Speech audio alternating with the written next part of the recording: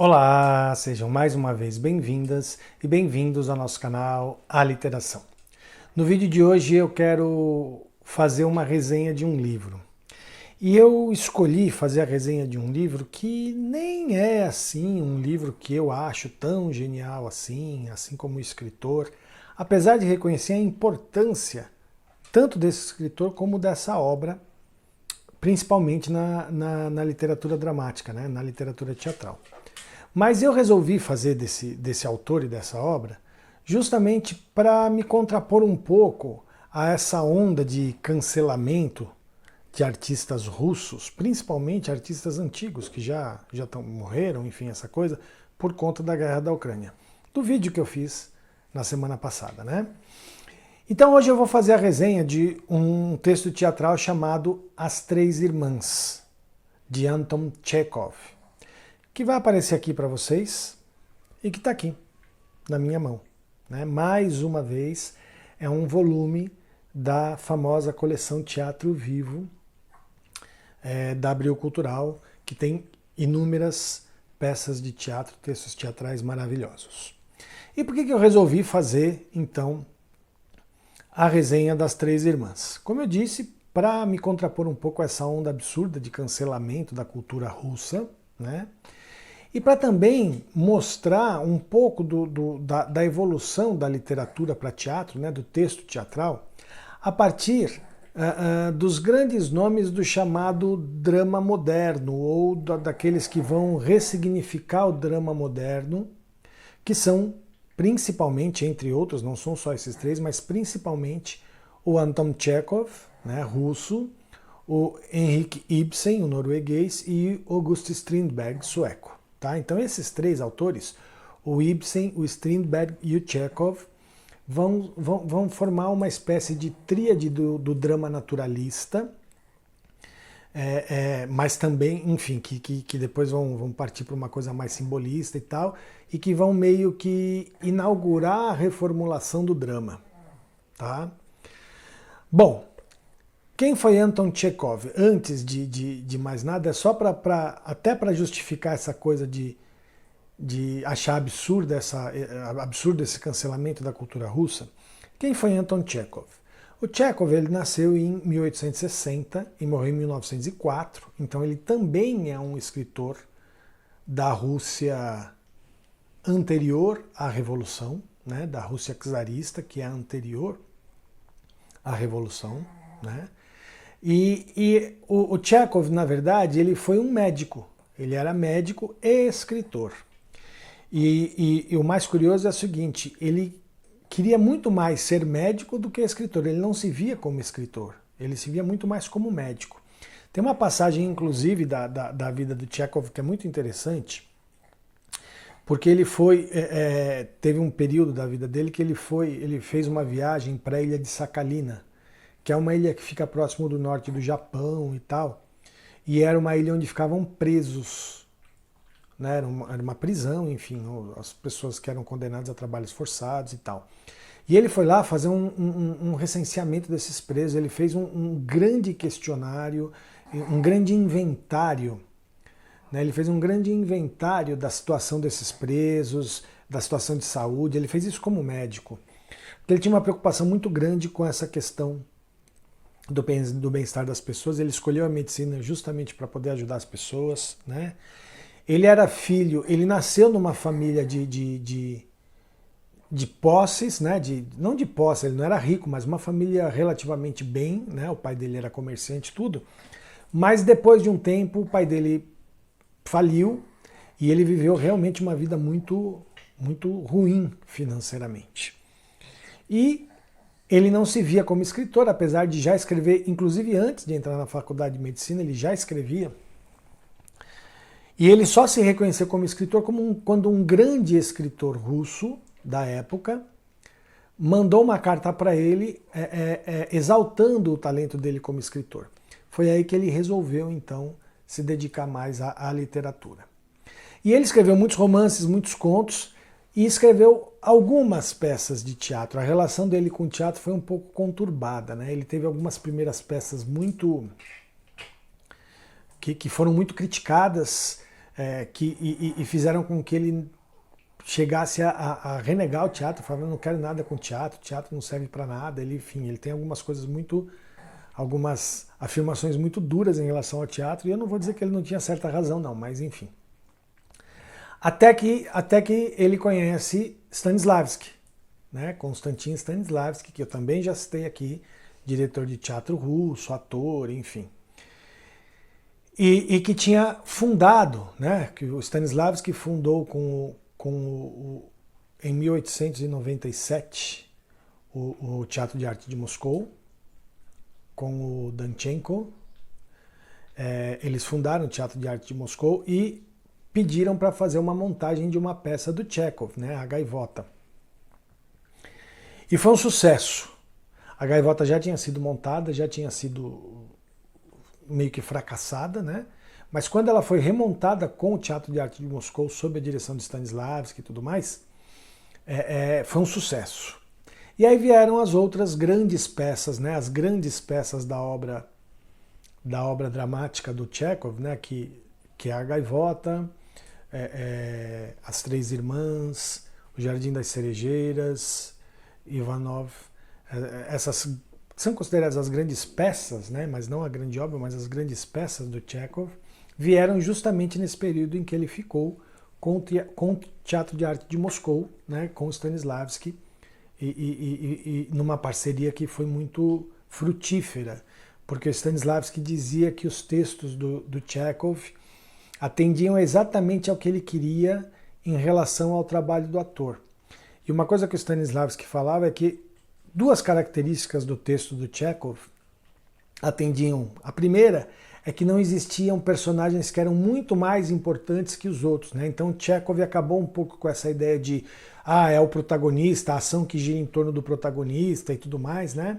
Você tem diferentes personagens, sim, mas todos os personagens dentro das histórias do Tchekhov ganham uma dimensão muito importante, muito significativa. E isso para o trabalho do Stanislavski era muito bom, né? Porque era um trabalho coletivo, era um trabalho de grupo, era um trabalho onde todos os atores tinham que se dedicar ao máximo para a construção dos seus personagens e tudo mais.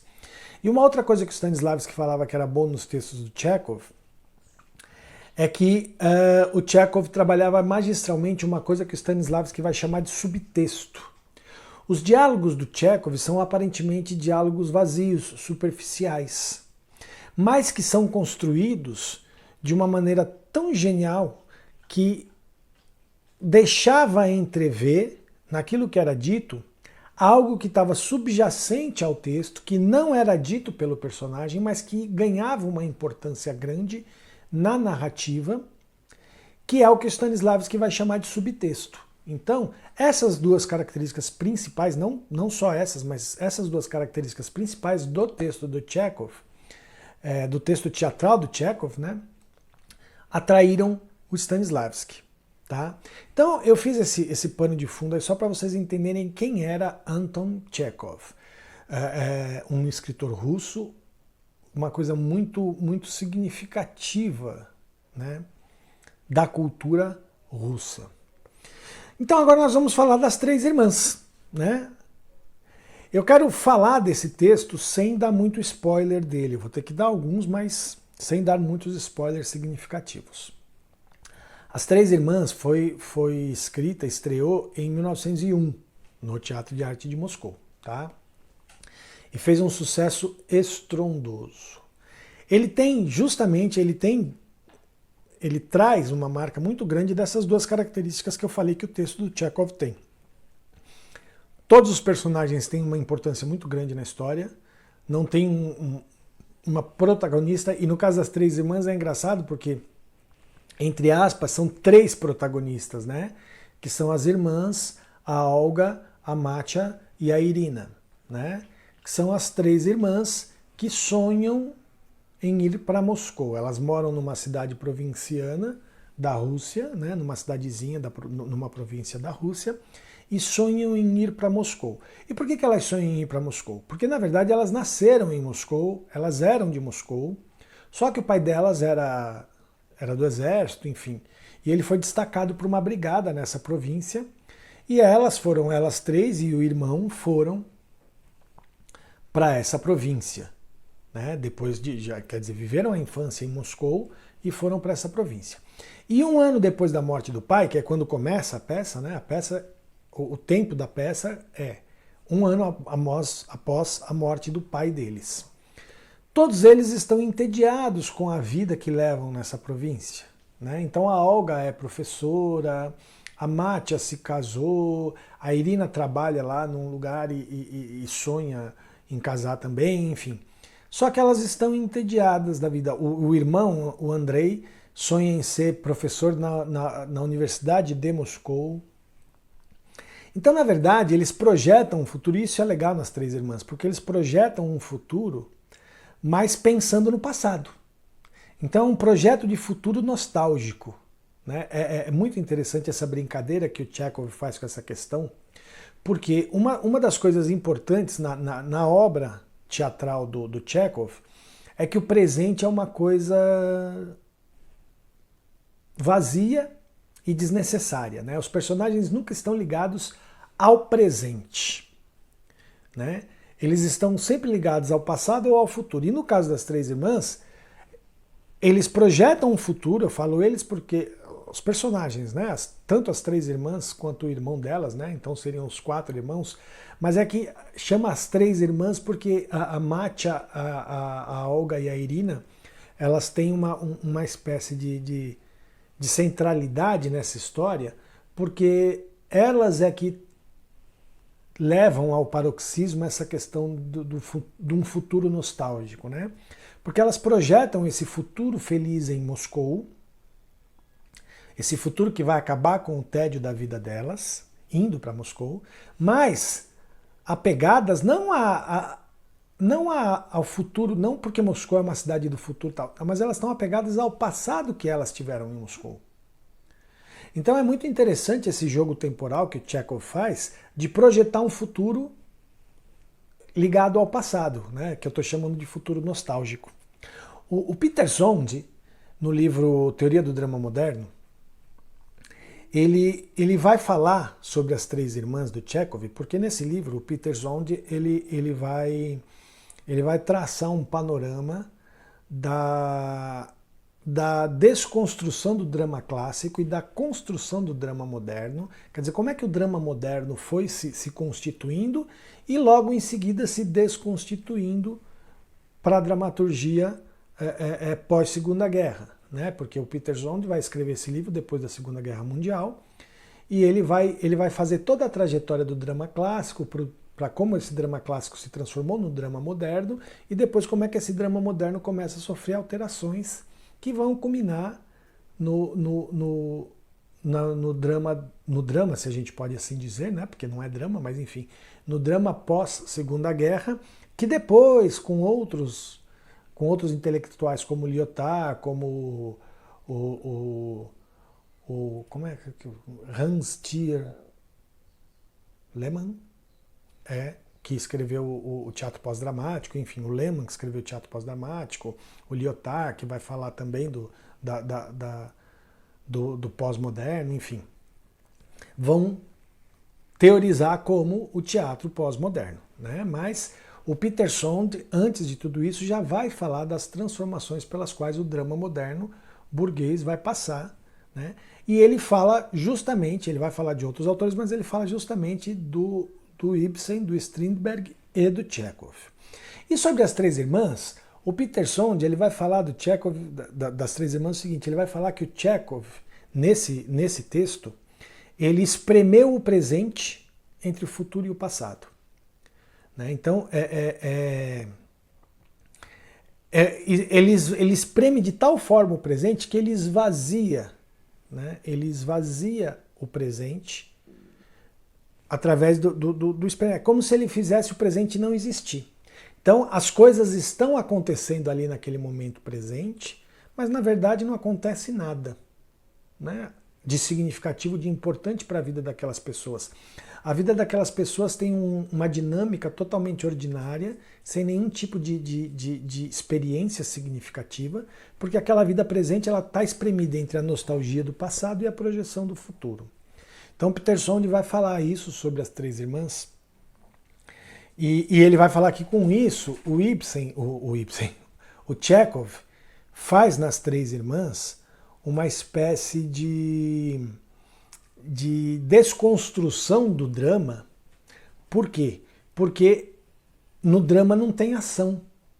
Então existem, o Peter Sonde vai falar que dois elementos importantes do drama não é que deixam de existir nas Três Irmãs, e ele fala isso, ele fala a reinauguração do drama através desses autores, né? Ele vai citar, além de Ibsen, Strindberg e Chekhov, ele vai citar Maeterlinck, ele vai citar Hauptmann. Então ele vai falar de vários autores, mas ele vai dizer que o que esses autores fazem é pegar esses elementos do drama e não tirá-los, mas fazê-los existir em outro lugar. Então ele vai falar, por exemplo, que no caso do diálogo, né, o que existe em As Três Irmãs é um diálogo monológico. Não é um monólogo propriamente dito, como no drama clássico, que são os solilóquios, por exemplo, como de Hamlet, né, que são aquelas coisas dirigidas à plateia, né? São diálogos, os personagens estão conversando. Mas é quase como se eles não conversassem entre eles. É como quase se um personagem falava uma coisa que só tinha a ver com ela e a outra personagem respondesse falando uma coisa que só tinha a ver com ela. Então, assim, ele vai chamar de diálogo monológico, né? Quer dizer, então o Chekhov, nas Três Irmãs, e nas outras peças dele, mas nas Três Irmãs principalmente, ele vai fazer, jogar, construir esse diálogo monológico de uma maneira muito, muito importante, muito significativa. Porque as personagens estão falando entre si, só que esse diálogo não desenvolve nenhuma ação, não desenvolve nenhum conflito. E aí uma outra coisa que o Peter Sonde vai falar sobre As Três Irmãs é isso, que não há ação dramática. Não há uma ação dramática. E não é que o Chekhov tirou a ação dramática, mas ele vai colocar a ação dramática num lugar de projeção, né? Como essa projeção nostálgica do futuro das Três Irmãs em Moscou. Bom, só para dar um spoiler que tenho que dar, mas no final das contas elas não vão para Moscou, né? Elas ficam lá na província. E por que eu tive que dar esse spoiler do final? Porque é isso, esse futuro projetado não vai acontecer.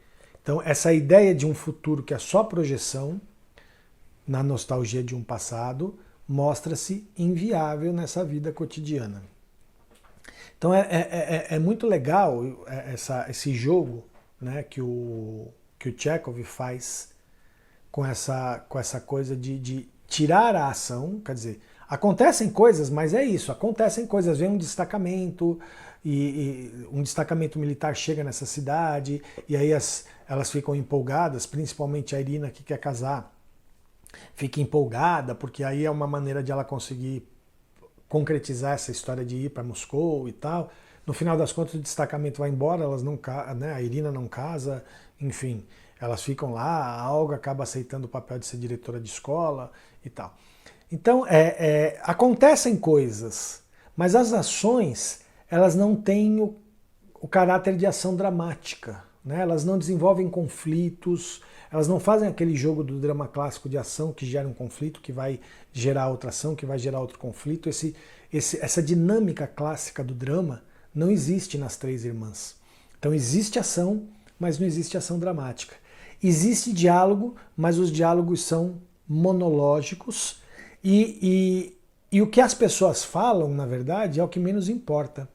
O que mais importa é o que está nas entrelinhas do que elas falam, é o que subjaz ao texto delas, que o Stanislavski vai chamar de subtexto depois, né? Então, é muito legal a gente perceber. E tem uma outra coisa que o Peter Sonde fala sobre As Três Irmãs, que eu acho muito importante, que inclusive talvez tenha sido o que me moveu a fazer essa resenha das Três Irmãs do Chekhov, a partir dessa ideia de me contrapor a esse cancelamento da cultura russa.